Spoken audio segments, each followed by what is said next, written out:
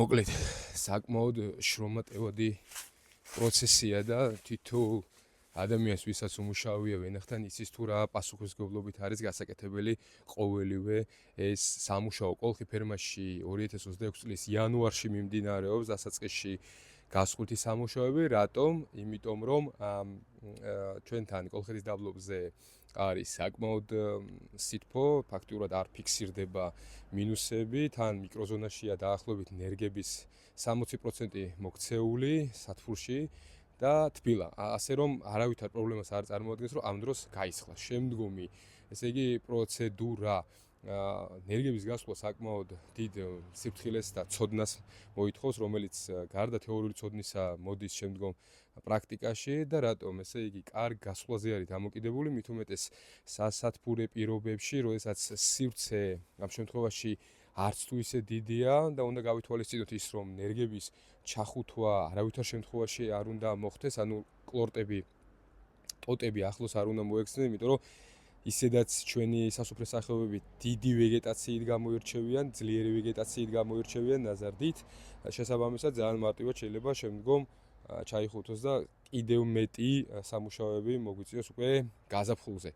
ასე რომ სიფრთხილით ვაკეთებ და რა თქმა უნდა ჭკუით ამ ყველაფერს, რომ გავთვალოთ შემდგომი მოსავალი. გვაქვს, ესე იგი, დაახლოებით 20-მდე სხვადასხვა ჯიშის ნერგი და ჯიში, დაახლოებით 20-მდე 40-მდე ნერგი, მათ შორის ყველაზე უფროსი არის ბელგიური ავგუსტინი, რომელიც მე არაერთხელ განახეთ და უკვე მე-4 წელიწადს საცვლას დაიწყებს, რაც დარგულია ეს ორი ნერგი და შარშან დაახლოებით გამოგვივიდა 3 წლიან ნერგზე 160 კილომდე რომ აგვიღო, სულ მხოლოდ ორ ნერგზე, დამეთანხმებით რომ საკმაოდ დიდია. თან მათი უპირატესობა იმათში მდგომარეობს, რომ ჩვენს პირობებში ვიწყებთ საკმაოდ ადრე, ესე იგი, რთველს, ესე რომ ვთქვათ, ჭალებში, იმიტომ რომ რთველი ცოტა დიდთან ასოცირდება, რა თქმა უნდა, 19 ივლის, 18-19 ივლის ყოველ წელიწადს და ესე იგი სექტემბრის ბოლომდე გრძელდება.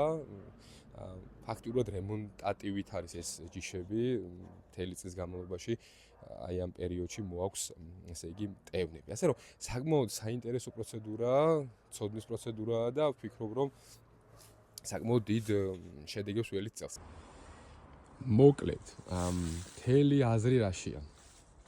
ეხლა ვინც რა თქმა უნდა არის, ესე რომ ვთქვათ, გამოცდილი მე ვენახე და ვთქვათ, რამოდენიმე წელიწადია მუშაობს, უკვე შეიძლება გქონდეს კიდევაც უკვე აი აღებული ეს ნიშა რა.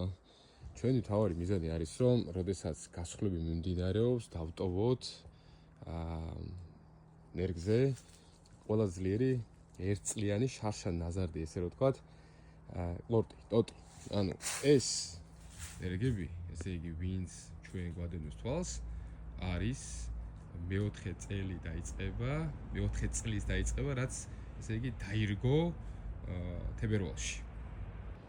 ხო და ნერგი ვაზის 6 წლამდე ითვლება ახალგაზრდა ნერგად. ჩვენი თავი მიზანი არის, რომ ძლიერი კლორტები დავტოვოთ, აი მაგალითად ეხლა აი აქ, როდესაც არის არჩევანის საშუალება, თან პლუს ამას არის მიკროზონა სათბური და არ მოხდეს ჩახუთვა, რაც ასევე ძალიან მნიშვნელოვანია. რადგან ჩახუთვის შემთხვევაში ჩათვალეთ, რომ დაავადებები ძალიან სწრაფად გავრცელდება და გვექნება ძალიან დიდი პრობლემები. ამ ჩახუთვის არ მოხდენის მიზნით, მაგალითად დავიგებთ.